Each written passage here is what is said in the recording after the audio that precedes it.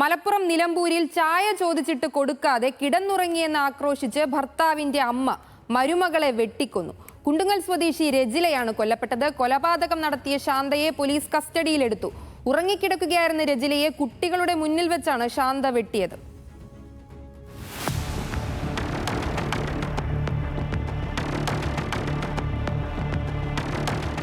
തിങ്കളാഴ്ച രാവിലെ 6:15 നിലമ്പൂർ കരുളായിൽ ക്രൂരമായ കൊലപാതകം നടക്കുന്നത്.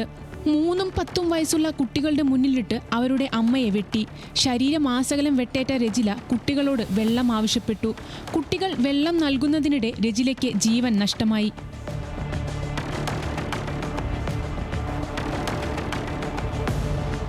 കഴുത്തിലേറ്റ മുറിവാണ് മരണത്തിന് കാരണമായതെന്ന പ്രാഥമിക നിഗമനമാണ് ഇപ്പോൾ പുറത്തുവരുന്നത്.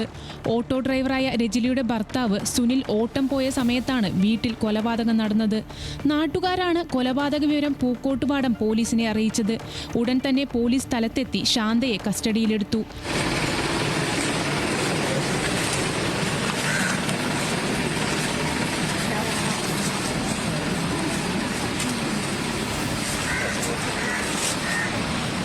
ചായ ചോദിച്ചിട്ട് തരാതെ കിടന്നുറങ്ങിയത് കണ്ടപ്പോൾ ദേഷ്യം നിയന്ത്രിക്കാനാകാതെ മരുമകളെ വെട്ടുകയായിരുന്നു എന്നാണ് ശാന്ത പോലീസിന് നൽകിയ മൊഴി. എന്നാൽ ഇക്കാര്യത്തിൽ വിശദമായ അന്വേഷണം നടത്തുകയാണ് പൂക്കോട്ടുപാടം പോലീസ്.